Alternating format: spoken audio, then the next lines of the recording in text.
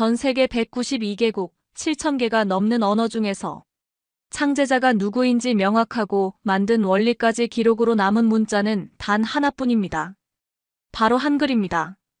2019년 10월 유네스코 세계기록유산 국제자문위원회 전 세계 42개국 언어학자 127명이 한자리에 모였습니다. 그날 한 독일 언어학자가 조선시대 문헌 하나를 펼쳐들고는 숨을 멈췄습니다. 그리고 떨리는 목소리로 말했습니다. 이것은 불가능합니다. 15세기에 이런 수준의 음성학이 존재할 수 없습니다. 그가 손에 든 건 바로 훈민정음 해례본이었습니다. 하지만 다음 순간 그의 표정이 굳어졌습니다. 잠깐, 이 문자들은 왜 지금 사용하지 않습니까? 이렇게 완벽한 설계인데 사라졌다는 겁니까? 회의장이 술렁였습니다.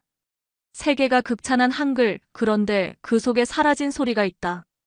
우리가 아는 한글, 혹시 완성본이 아닐까요? 세종대왕이 만드신 원래 한글에는 무엇이 더 있었을까요? 세계가 부러워하는 한글, 그 속에 숨겨진 비밀. 감동 소식통에서만 들을 수 있는 세종대왕의 진짜 한글 이야기, 지금 시작합니다. 이야기 시작하기 전에 구독과 좋아요 눌러주시면 더 좋은 영상 제작에 큰 힘이 됩니다. 항상 시청해주셔서 감사합니다. 안녕하세요. 저는 30년간 세계 60개국의 문자를 연구해온 언어 인류학자 마이클 톰슨입니다. 이집트 상형 문자부터 라틴 문자까지 인류의 모든 글자를 분석했습니다. 하지만 한글만큼 충격적인 문자는 없었습니다. 오늘 여러분께 한국인조차 모르는 한글의 진실을 들려드리겠습니다. 제가 처음 한국에 온 건 1995년 봄이었습니다. 서울대학교 규장각에서 조선시대 문헌을 연구하던 중이었죠. 그날 저는 17세기 시조집 한 권을 펼쳤습니다. 종이는 누렇게 바랬지만 문자는 또렷했습니다. 그런데 이상했습니다. 제가 배운 한글과 다른 기호들이 보였습니다. 아, 이게 뭘까요? 저는 옆에 계시던 70대 한국인 교수님께 여쭤봤습니다. 교수님은 잠시 안경을 고쳐 쓰시더니 조용히 말씀하셨습니다. 이건 사라진 우리 소리들입니다. 사라진 소리? 저는 그 말이 이해되지 않았습니다. 문자가 사라진다는 게 가능한 일일까요? 교수님은 창밖을 바라보시며 이어 말씀하셨습니다. 세종대왕께서 만드신 훈민정음은 원래 28자였습니다. 하지만 지금 우리가 쓰는 건 24자뿐이죠. 4개가 사라졌다는 겁니다. 500년이 넘는 시간 동안 누군가의 입에서 울려 퍼지던 소리, 그 소리가 어느 순간 조용히 사라져 버렸다는 것입니다. 저는 그날 밤 잠을 이룰 수 없었습니다. 한 문자의 소멸이란 단순히 기호 하나가 없어지는 게 아닙니다. 그건 한 민족의 목소리가 지워지는 일입니다. 감정의 결이, 말의 뉘앙스가, 시의 운율이 함께 사라지는 겁니다. 다음 날 아침, 저는 결심했습니다. 이 사라진 소리들의 이야기를 찾아내겠다고. 왜 사라졌는지, 어떤 소리였는지, 그리고 그 소리가 담고 있던 조선인들의 감성은 무엇이었는지. 그렇게 저의 30년 연구가 시작되었습니다. 오늘 여러분께 들려드릴 이야기는 바로 그 연구의 결과입니다. 사라졌지만 여전히 한국어의 뿌리 깊은 곳에 살아 숨쉬는 문자들. 그 문자들이 바로 이 이야기의 진짜 주인공입니다. 첫 번째 주인공은 아레아라고 불리는 입니다. 이 작은 점 하나가 조선 500년 동안 수많은 시와 노래를 완성했습니다. 두 번째는 예시음입니다. 지금의 이음보다 더 깊고 울림이 있는 소리였죠. 세 번째는 반치음입니다. 영어의 지와 비슷하면서도 다른 조선만의 독특한 소리였습니다. 그리고 마지막, 지금은 거의 흔적조차 찾기 힘든과 같은 문자들도 있었습니다. 이 문자들은 단순히 옛날 기호가 아닙니다. 이들은 조선 사람들의 웃음소리였고, 한숨이었고, 사랑 고백이었습니다. 어머니가 아이를 부르는 다정한 목소리였고, 선비가 시를 읽는 깊은 울림이었습니다. 하지만 지금 이 소리들은 박물관에나 남아 있습니다. 우리는 그 소리를 잃어버렸습니다. 아니, 어쩌면 잊어버린 걸지도 모릅니다. 그렇다면 왜 이런 일이 벌어진 걸까요? 세종대왕은 왜 이렇게 많은 문자를 만드셨을까요? 그리고 후손들은 왜 그 소중한 유산을 하나둘 버려야 했을까요? 그 답을 찾기 위해 저는 시간을 거슬러 올라가야 했습니다. 1443년 훈민정음이 처음 세상에 나온 그날로 말입니다. 1443년 음력 12월 세종대왕이 신하들 앞에서 처음으로 훈민정음을 공개하셨습니다. 그날 궁궐에는 28개의 새로운 소리가 울려 퍼졌습니다. 그 중에서도 가장 독특했던 새 소리, 바로 이였습니다. 먼저 아래아을 말씀드리겠습니다. 이 작은 점 하나가 어떤 소리였는지 여러분은 상상하실 수 있으십니까? 저는 서울에서 제주도까지 내려가 그 흔적을 찾아다녔습니다. 2003년 여름 제주시 구자읍의 한 할머니를 만났습니다. 당시 87세이셨던 김순희 할머니였습니다. 할머니는 밭에서 감자를 캐시다가 손자에게 이렇게 말씀하셨습니다. 야, 이거 하르방한테 갖다 드려라. 저는 깜짝 놀랐습니다. 하르방이라고 하셨습니다. 할아버지가 아니라요. 그 르 발음 속에 아레아의 흔적이 남아 있었던 겁니다. 원래는 헤르방이었습니다. 는 아와 오의 중간 소리였습니다. 입을 동그랗게 모으면서도 평평하게 내는 독특한 모음이었죠. 지금은 대부분 아나 오로 바뀌었지만 옛날 조선 사람들은 이 소리를 명확히 구분했습니다. 말과 물은 달랐습니다. 밤과 봄도 달랐습니다. 이 미묘한 차이가 시의 운율을 만들었고 노래의 멜로디를 완성했습니다. 두 번째, 예시응입니다. 이 소리는 더욱 신비로웠습니다. 지금의 이응은 소리가 없는 무음입니다. 하지만 은코로 울리는 깊은 울림음이었습니다. 영어로 치면 앵 발음과 비슷했지만 더 부드러웠습니다. 예를 들어 강이라는 단어, 지금은 기역아, 이응으로 발음합니다. 하지만 조선시대에는 기역아, 이었습니다. 끝음이 코로 빠져나가면서 여운이 길게 남았죠. 저는 2010년 경주에 한 전통 국악 연주자를 만났습니다. 그분은 조선시대 가곡을 복원하는 작업을 하고 계셨습니다. 그분이 들려준 노래에서 저는 애 울림을 들을 수 있었습니다. 이 소리 없이는 조선의 노래를 재현할 수 없습니다. 그분의 말이었습니다. 실제로 조선시대 시조를 보면 끝음절에 이 자주 등장합니다. 그 여운이 다음 구절로 자연스럽게 이어지면서 흐름을 만들었던 겁니다. 세 번째, 가장 먼저 사라진 반침입니다. 이 문자는 16세기 중반 다른 문자들보다 훨씬 일찍 사라졌습니다. 그는 혀끝을 윗니 뒤쪽에 살짝 대고 내는 소리였습니다. 영어의 G나 S 사이 어디쯤이었을까요? 사람이라는 단어가 원래는 섬이 아니라 sm에 가까웠다는 기록도 있습니다. 하지만 이 소리는 발음하기가 어려웠습니다. 특히 한자음을 표기할 때 혼란이 많았죠. 결국 백성들 사이에서 점점 시옷이나 지읒으로 대체되기 시작했습니다.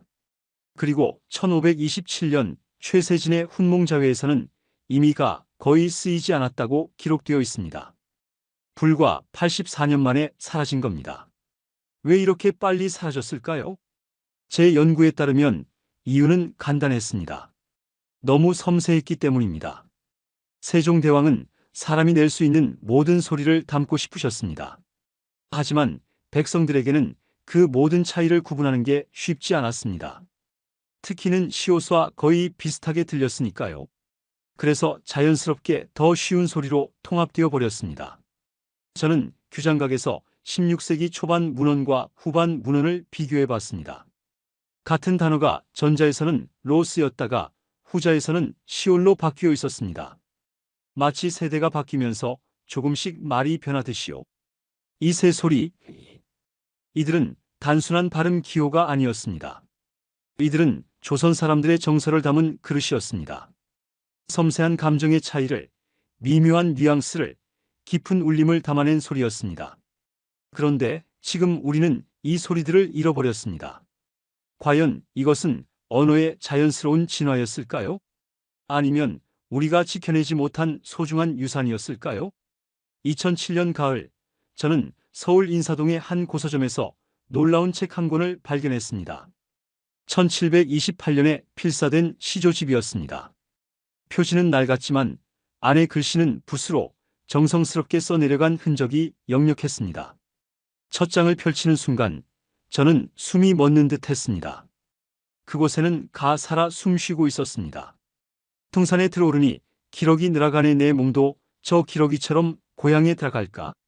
이것은 단순한 시가 아니었습니다. 의 장단이 시 전체의 리듬을 만들어내고 있었습니다.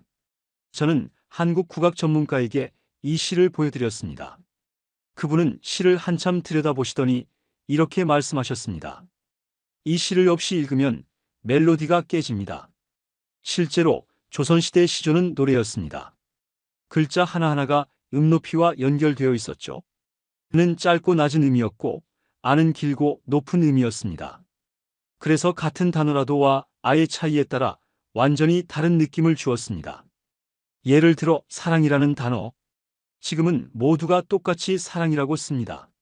하지만 17세기 사랑 노래에는 사랑과 사랑이 구분되어 나타났습니다. 전자는 그리운 마음을, 후자는 뜨거운 열정을 표현했다고 합니다. 이 미묘한 차이가 바로 조선 시인들의 언어 감각이었습니다. 또 다른 예를 들어볼까요? 황진이의 시조 중 하나입니다. 청산리 벽계수야 수의감을 자랑마라 일도창이 하면 다시 오기 어려워라. 이 시조의 원본을 보면 벽계수가 아니라 복계수로 표기되어 있습니다. 때 짧은 음이 맑은 시냇물이 찰랑이는 소리를 표현했던 겁니다. 만약 이것을 지금처럼 벽계수라고 길게 발음하면 그 경쾌한 느낌이 사라집니다. 저는 국립국악원에서 복원 작업을 지켜본 적이 있습니다.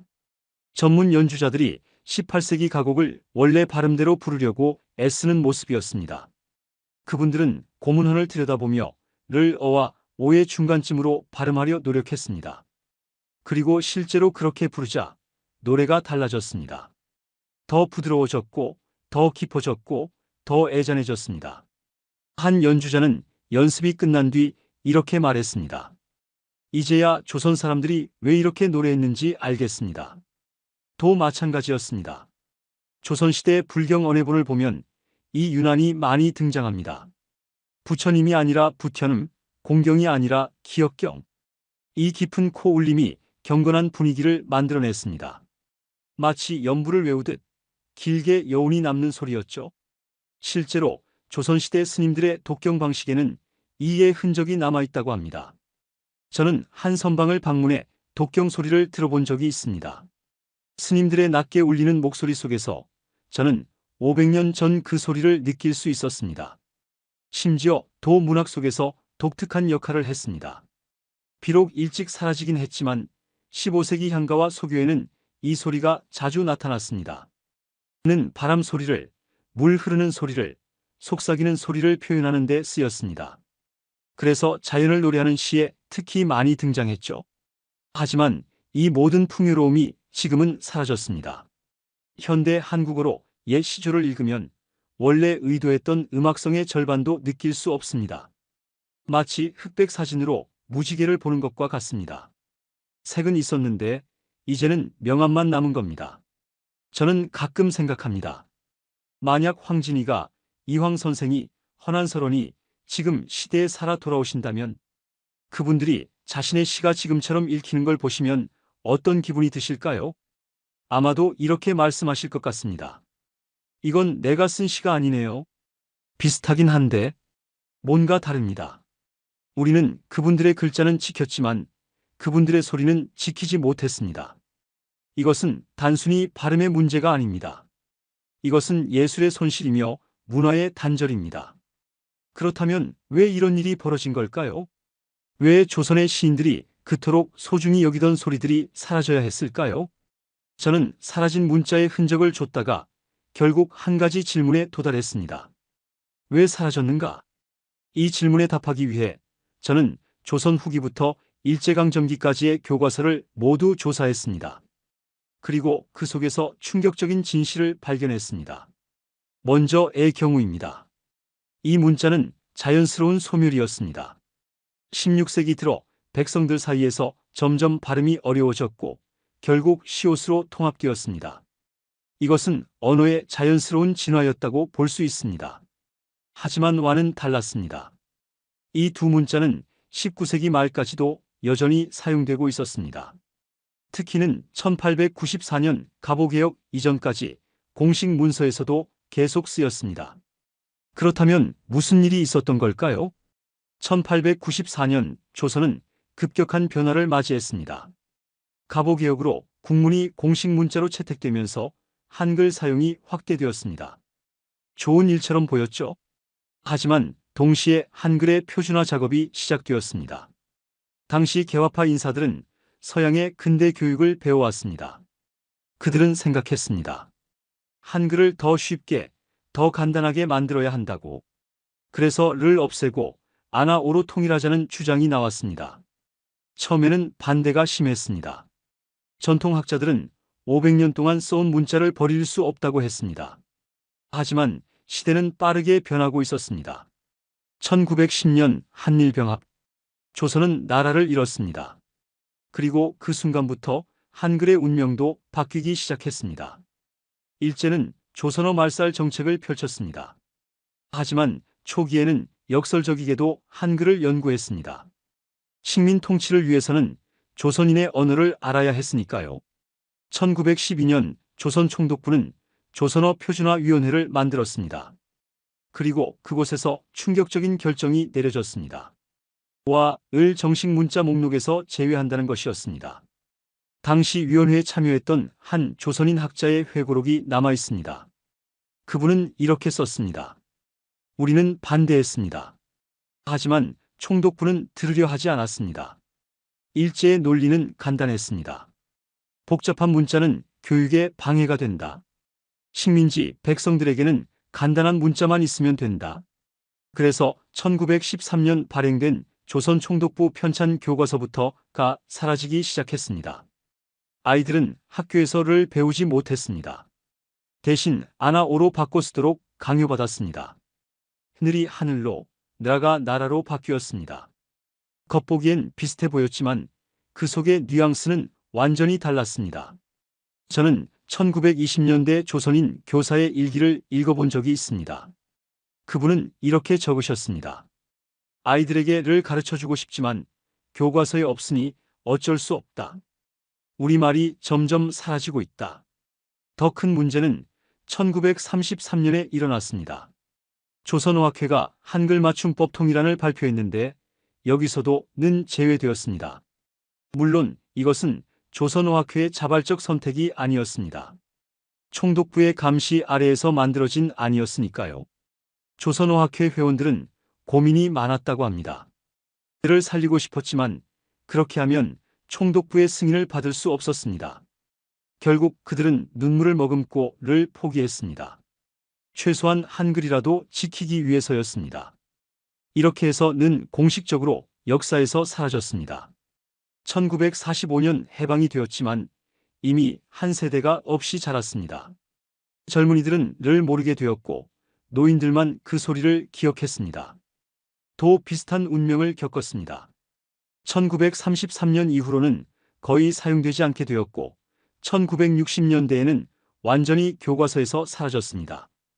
이것은 단순한 문자의 소멸이 아니었습니다. 이것은 강요된 망각이었습니다. 일제는 조선의 말을 빼앗으려 했고 그 과정에서 가장 섬세한 소리들이 먼저 희생되었습니다. 문자 하나가 사라진다는 것. 그것은 그 문자로 표현되던 감정이 사라진다는 뜻입니다. 그것은 그 문자로 쓰인 시가 원래의 의미를 잃는다는 뜻입니다. 그것은 한 민족의 정체성 일부가 지워진다는 뜻입니다. 저는 이 역사를 조사하면서 가슴이 아팠습니다.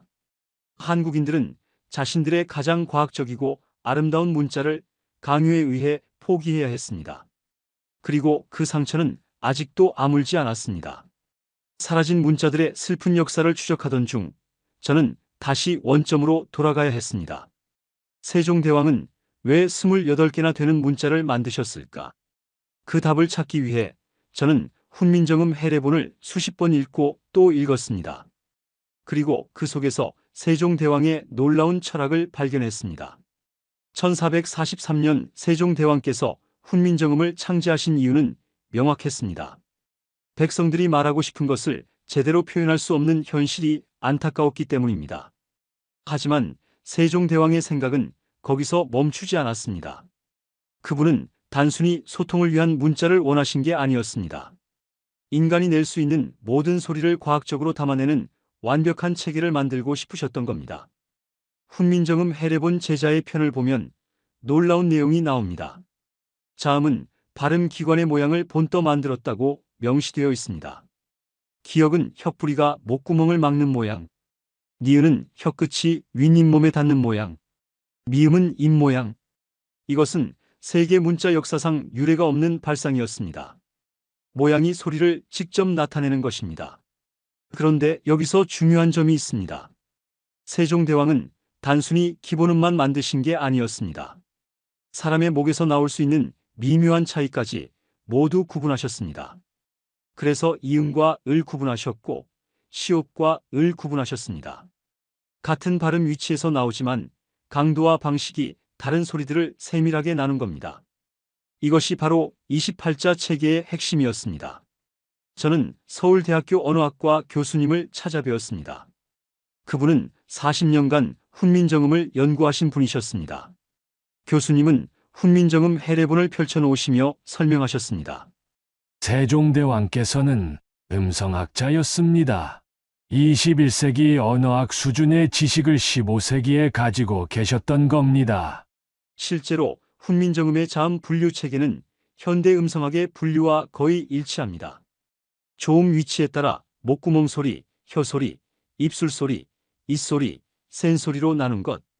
이것은 현대 음성학의 연구계음, 치조음, 양순음, 치음, 경음 분류와 정확히 같습니다.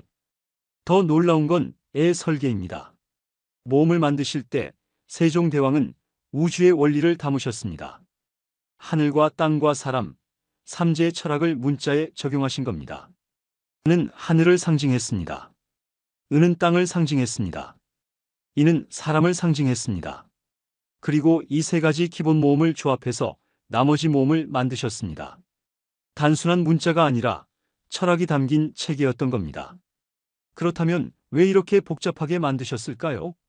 간단하게 만드셔도 됐을 텐데 말입니다. 그 이유는 훈민정음 서문에 나와 있습니다. 세종대왕은 중국 음운학을 깊이 연구하셨습니다. 당시 중국에는 사성, 즉 4가지 성조가 있었습니다. 조선어에도 성조가 있었고 그것을 정확히 표기하고 싶으셨던 겁니다. 와 아의 차이는 단순히 모음의 차이가 아니었습니다. 성조의 차이이기도 했습니다. 같은 단어라도 로 쓰면 낮은 음, 아로 쓰면 높은 음이었습니다. 이것을 구분하지 않으면 말의 뉘앙스를 제대로 전달할 수 없었습니다. 세종대왕은 이 모든 것을 알고 계셨습니다. 그래서 28자라는 당시로서는 매우 복잡한 체계를 만드신 겁니다. 하지만 동시에 걱정도 하셨습니다. 이 문자가 너무 어렵지 않을까? 백성들이 과연 이 모든 차이를 구분할 수 있을까? 그래서 훈민정음 언해본을 만들어 쉽게 설명하셨습니다. 예시를 들어가며 누구나 배울 수 있도록 하셨습니다.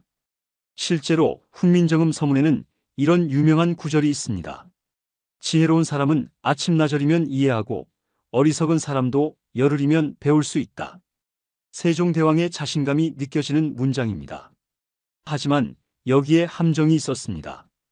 세종대왕은 모든 사람이 이 28자를 다 익히기를 원하셨지만 현실은 달랐습니다. 백성들은 복잡한 문자보다는 쉬운 문자를 선호했습니다. 특히 처럼 발음하기 어려운 문자는 점점 깊이 되었습니다.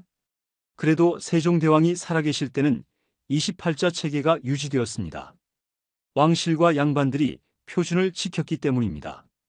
하지만 시간이 지나면서 그 완벽한 체계는 조금씩 무너지기 시작했습니다. 저는 가끔 상상합니다. 만약 세종대왕께서 지금 시대에 오신다면 현재 한글을 보시고 어떤 말씀을 하실까요? 아마도 이렇게 말씀하실 것 같습니다. 내가 만든 건 이보다 더 완전했는데. 세종대왕의 꿈은 완벽한 문자 체계였습니다. 하지만 우리는 그 꿈의 일부를 잃어버렸습니다. 과연 우리는 지금 반쪽짜리 훈민정음을 쓰고 있는 건 아닐까요? 문자는 사라졌지만 그 흔적은 여전히 살아있습니다. 마치 오래된 나무의 나이테처럼 한국어 곳곳에 새겨져 있습니다. 저는 그 흔적들을 찾아 한국 전역을 돌아다녔습니다. 첫 번째로 찾은 곳은 경상북도 영주였습니다. 2005년 봄, 저는 그곳의 한 전통 마을을 방문했습니다. 마을 입구에 낡은 비석이 하나 서 있었습니다. 18세기에 세워진 것으로 비문에는 이렇게 적혀 있었습니다. 사람들이 모여 사는 곳. 사람이 아니라 사람이었습니다. 가 또렷하게 새겨져 있었습니다. 마을 이장님께 여쭤봤습니다. 이장님은 80대 노인이셨는데 비석을 쓰다듬으시며 말씀하셨습니다. 우리 할아버지는 이렇게 말씀하셨어요. 이 글자를 잊으면 안 된다고요. 그 마을에서는 지금도 일부 노인들이 옛 발음을 기억하고 계셨습니다. 가다라는 표현을 쓰시는 분도 계셨고 마음을 몸이라고 발음하시는 분도 계셨습니다. 물론 젊은 세대는 이해하지 못했습니다. 하지만 노인들끼리는 여전히 그 소리로 대화하셨습니다. 두 번째는 지명 속의 흔적이었습니다. 한국의 많은 지명에는 애 흔적이 남아 있습니다. 서울이라는 이름도 원래는 서울이었습니다. 넓은 벌판이라는 뜻이었죠. 부산도 원래는 부산이었다는 기록이 있습니다. 광주는 공주였습니다. 이런 지명들이 한자로 표기되면서 원래 발음은 잊혀졌지만 고문서를 보면 그 흔적이 선명합니다. 저는 국립중앙도서관에서 조선시대 지도책을 펼쳐봤습니다. 거기에는 한글로 표기된 지명들이 가득했습니다. 그리고 그 속에가 살아 숨쉬고 있었습니다. 세 번째는 성씨와 이름 속의 흔적입니다. 박씨 성을 가진 분들, 원래는 북이었습니다. 최씨도 치였습니다. 강씨는 기였습니다. 지금은 모두 표준 발음으로 바뀌었지만 족보를 보면 옛 표기가 남아있는 경우가 많습니다. 저는 한 문중의 족보를 조사할 기회가 있었습니다. 400년 된 족보였는데 앞부분은 로 표기되어 있다가 뒷부분으로 갈수록 점점 사라지는 걸 확인할 수 있었습니다. 마치 시간의 흐름을 그대로 보여주는 것 같았습니다. 네 번째는 민요 속의 흔적입니다. 전라도의 한 마을에서 80대 할머니들이 부르는 민요를 녹음한 적이 있습니다. 그분들은 아리랑을 부르시는데 발음이 조금 달랐습니다. 아리랑 아리랑 아리요. 아라리오가 아니라 레 흔적이 남아 있었습니다. 구전으로 전해져 내려오는 노래 속에 500년 전 소리가 아직도 살아 있었던 겁니다. 그분들에게 이것이 특별한 발음인지 여쭤봤더니 그냥 할머니한테 배운 대로 부르는 거라고 하셨습니다. 무의식 중에 전해진 문화유산이었습니다. 다섯 번째는 한자음 속의 흔적입니다. 한국의 한자음에는 애 흔적이 아직도 남아 있습니다. 강자의 끝음, 경자의 끝음. 이것들은 원래 으로 발음되었습니다. 지금도 한자를 읽을 때 조금 주의 깊게 들어보면 끝음이 코로 빠져나가는 느낌을 받을 수 있습니다.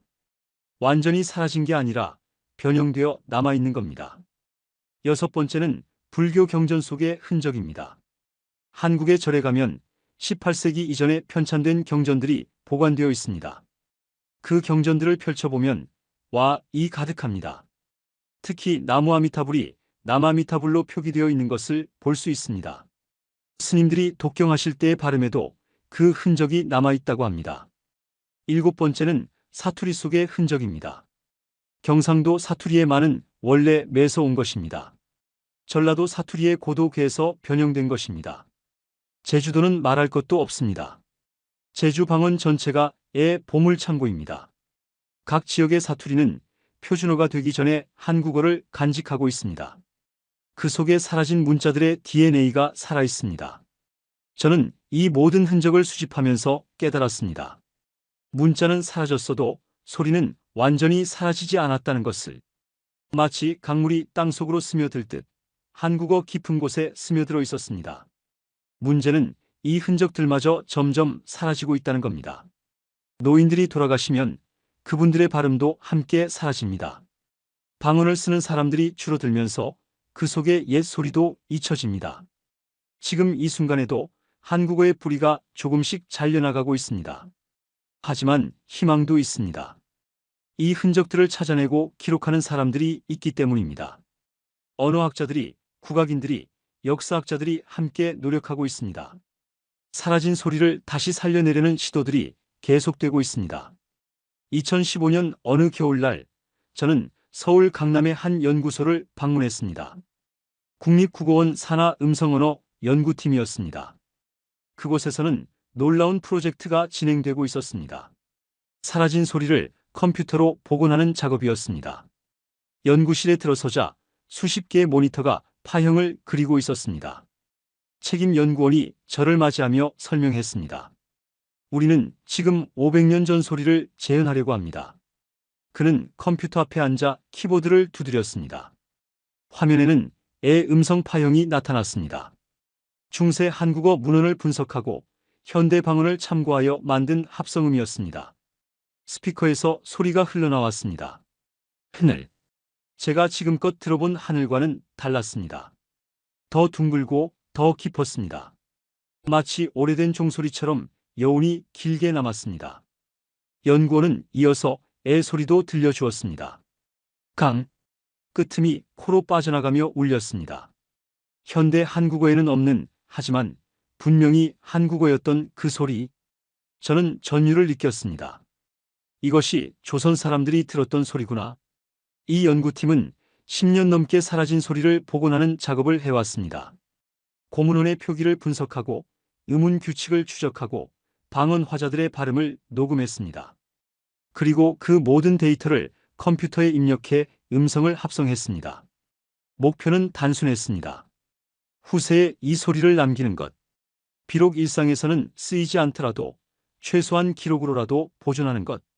이 연구의 결과물은 2018년 국립한글박물관에서 전시되었습니다. 관람객들은 버튼을 누르면 애 소리를 직접 들을 수 있었습니다. 많은 사람들이 신기해했습니다. 특히 노인분들은 감회가 남달랐습니다. 어릴 적 할머니에게서 들었던 발음이 떠올랐다는 분도 계셨습니다. 두 번째로 만난 건 국악 연주자들이었습니다. 2017년 봄 국립국악원에서 특별한 공연이 열렸습니다. 제목은 사라진 소리로 부르는 조선의 노래였습니다. 가곡 전문 성악가들이 17세기 시조를 원래 발음대로 부르는 시도였습니다. 저는 리허설부터 참관했습니다. 성악가들은 고문헌을 옆에 두고 한 음절 연습했습니다. 풍산에 들어오르니 처음에는 어색했습니다. 평생 표준 발음으로 노래해온 분들이었으니까요. 하지만 몇 번 반복하자 놀라운 일이 일어났습니다. 노래의 흐름이 자연스러워졌습니다. 애 짧은 음이 리듬을 만들어냈고 애 울림이 여운을 더했습니다. 한 성악가는 연습 후 이렇게 말했습니다. 이제야 이 노래가 왜 이렇게 작곡되었는지 이해됩니다. 공연 당일 객석은 만석이었습니다. 무대에 오른 성악가들이 첫 곡을 시작했습니다. 객석은 조용했습니다. 하지만 곡이 끝나자 긴 박수가 이어졌습니다. 공연이 끝난 후 한 관객이 눈물을 닦으며 말했습니다. 조상들이 부르던 그 소리를 다시 들은 것 같아 가슴이 뭉클했다고. 세 번째는 교육 현장의 노력이었습니다. 2019년 일부 국어학자들이 초등학교에서 특별 수업을 진행했습니다. 한글의 역사 시간에 사라진 문자를 가르치는 시도였습니다. 저도 그 수업을 참관할 기회가 있었습니다. 선생님은 칠판에 를 크게 그렸습니다. 아이들은 신기한 듯 쳐다봤습니다. 선생님은 이렇게 설명했습니다. 우리 할머니 할아버지들이 쓰던 글자라고. 지금은 없어졌지만 옛날에는 이 작은 점이 정말 중요했다고. 아이들은 집중해서 들었습니다. 그리고 직접 글을 써보는 시간을 가졌습니다. 늘, 사람. 아이들의 공책에 500년 전 문자가 다시 살아났습니다. 물론 이것이 일상 교육 과정에 포함되지는 않았습니다. 하지만 최소한 한국의 아이들에게 한글이 변해왔다는 사실을 알려줄 수 있었습니다. 네 번째는 디지털 아카이브 구축이었습니다. 한국학중앙연구원에서는 방대한 데이터베이스를 만들고 있었습니다. 조선시대 모든 문헌 속에 용례를 검색할 수 있는 시스템이었습니다. 연구자들은 이 시스템으로 음운 변화의 패턴을 추적할 수 있게 되었습니다. 언제, 어디서, 어떤 문자가 어떻게 변했는지 한눈에 볼 수 있었습니다. 이것은 단순한 자료 정리가 아니었습니다. 한국어의 역사를 과학적으로 재구성하는 작업이었습니다. 다섯 번째는 대중 강연과 유튜브였습니다. 젊은 언어학자들이 사라진 문자에 대해 쉽고 재미있게 설명하는 영상을 올리기 시작했습니다. 조회수가 수십만을 넘는 영상도 나왔습니다. 댓글에는 놀라워하는 반응들이 가득했습니다. 한글에 이런 역사가 있었다니 학교에서 왜 안 가르쳐 줬냐는 의견도 많았습니다. 이런 노력들이 모여 조금씩 변화가 일어나고 있었습니다. 사라진 문자가 다시 일상에서 쓰이지는 않겠지만 최소한 잊히지는 않을 것입니다. 기록되고 연구되고 전승되고 있습니다. 저 역시 이 작업의 일부가 되고 싶었습니다. 그래서 30년간 모은 자료를 정리해 책으로 펴냈습니다. 영어로 쓰인 책이었지만 곧 한국어로도 번역되었습니다. 제목은 잃어버린 한글의 소리들이었습니다. 이 책이 한국에서 출간되었을 때 많은 분들이 읽어주셨습니다. 그리고 제게 편지를 보내주셨습니다. 잊고 있던 우리 문화를 다시 생각하게 되었다고. 그 편지들을 읽으며 저는 확신했습니다. 사라진 소리는 죽은 게 아니라 지금도 살아나고 있는 중이라고. 2016년 10월 캐나다 토론토 세계언어학회 정기 총회가 열렸습니다. 전 세계 83개국에서 온 언어학자 1200명이 한자리에 모였습니다. 저도 그 자리에 있었습니다. 그날 기조연설자로 나선 사람은 MIT 언어학과 교수였습니다. 그는 무대에 서자마자 이렇게 말문을 열었습니다.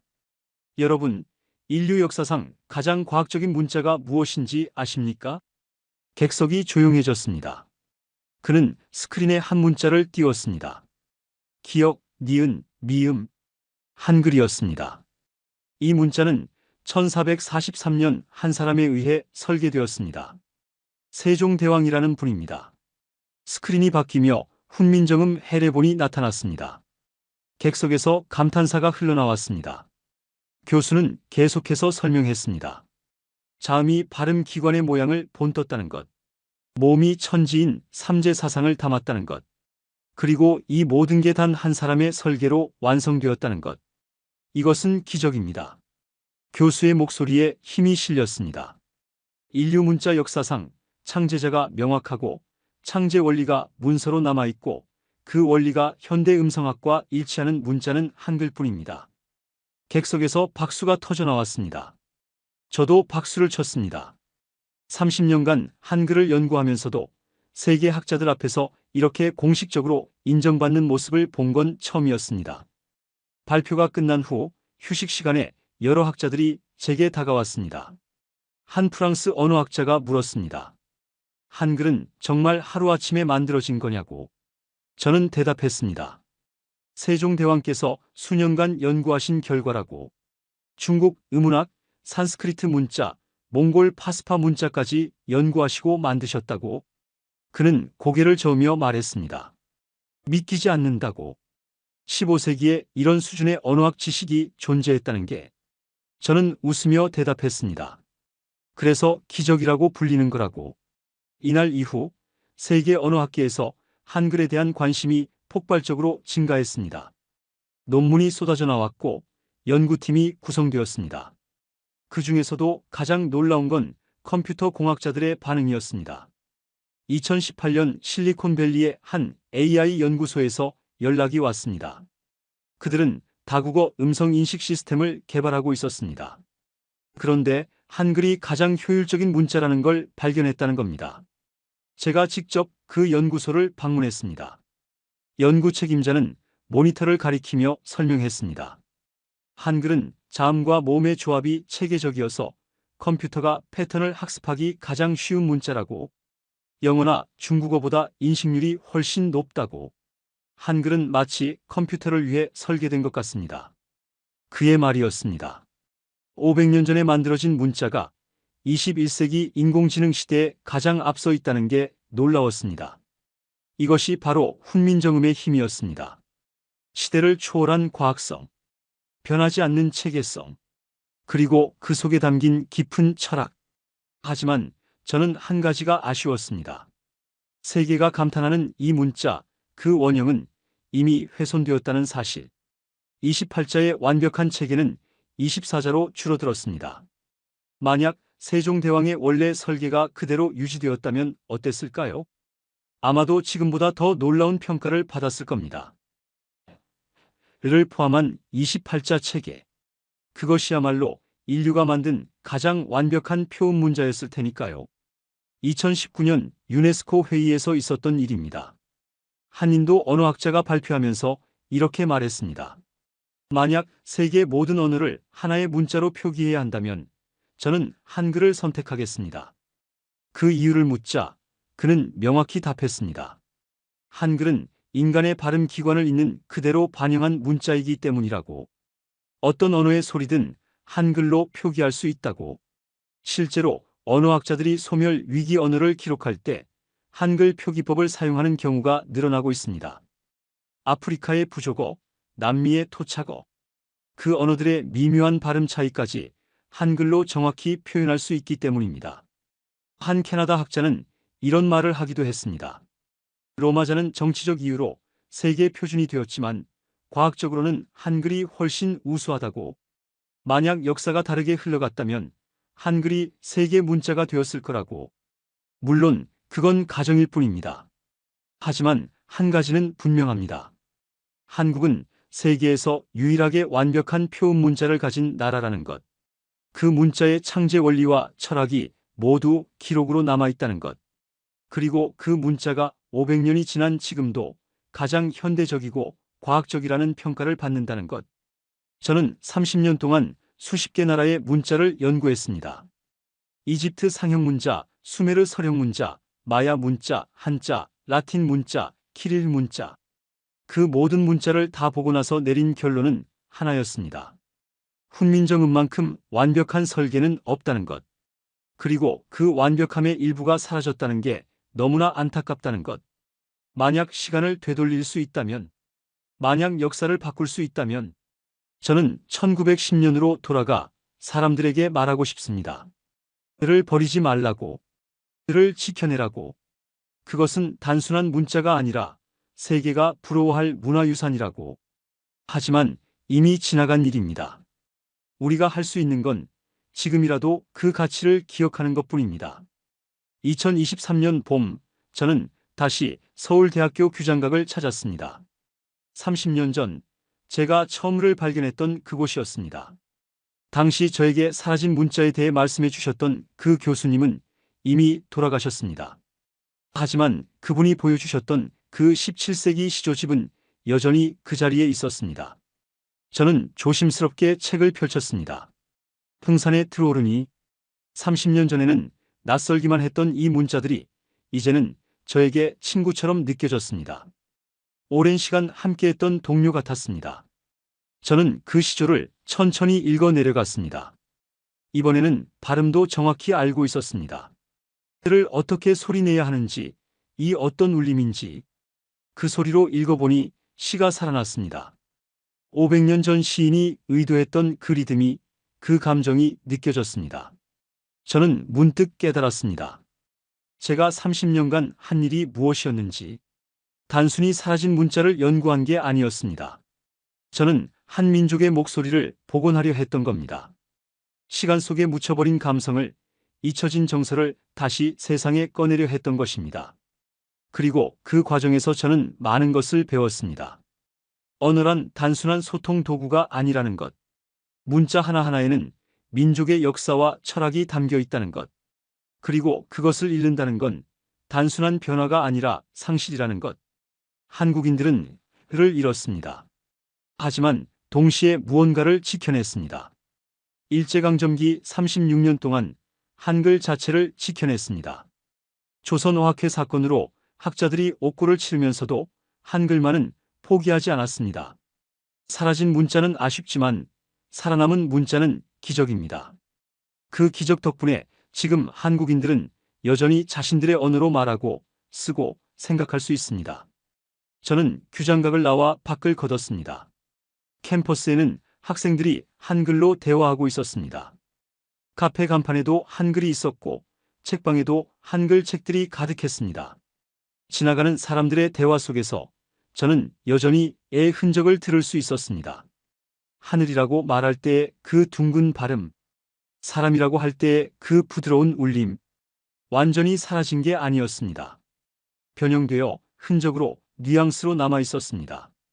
그날 저녁 저는 호텔 방에서 오랜 시간 생각했습니다. 한국인들에게 이 이야기를 어떻게 전해야 할까? 그리고 결론을 내렸습니다.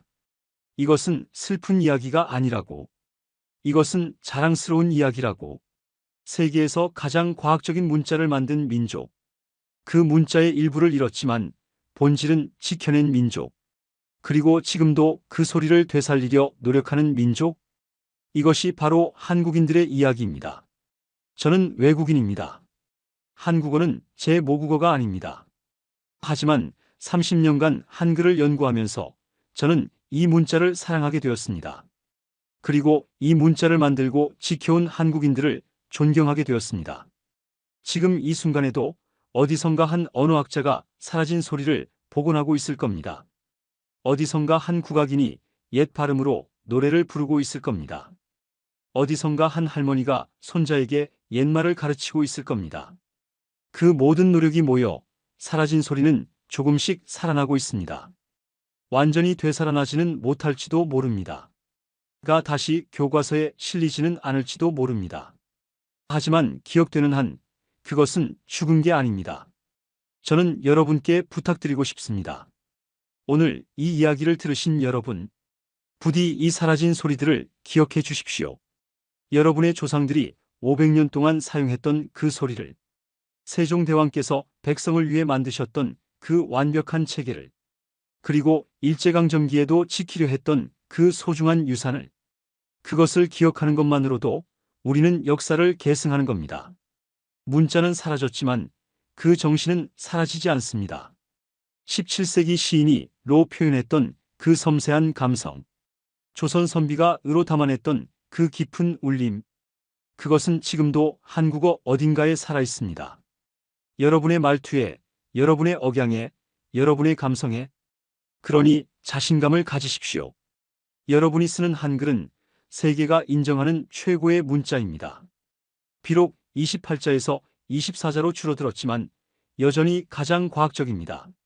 그리고 그 24자를 지켜온 여러분의 선조들은 진정한 영웅입니다. 저는 이제 미국으로 돌아갑니다. 하지만 제 마음속에는 여전히 한글이 살아있을 겁니다. 애 소리가 울릴 겁니다.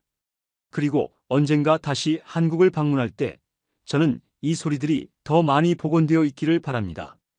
박물관에서만이 아니라 교과서에서, 공연장에서, 사람들의 대화 속에서. 그것이 제 소망입니다. 자, 이제 여러분께 질문을 드리겠습니다. 여러분은 지금의 한글이 완성형이라고 생각하십니까? 아니면 우리가 무언가를 잃어버렸다고 느끼십니까? 만약 사라진 소리들을 복원할 수 있다면 여러분은 다시 사용해보고 싶으신가요? 댓글로 여러분의 생각을 들려주십시오. 그리고 이 이야기를 주변 분들과 나눠주십시오. 사라진 소리를 기억하는 사람이 많아질수록 그 소리는 더 오래 살아남을 테니까요. 감동 소식통을 구독하시고 우리 문화의 소중한 이야기를 계속 만나보십시오. 여러분, 감사합니다. 그리고 한글을 사랑해 주십시오.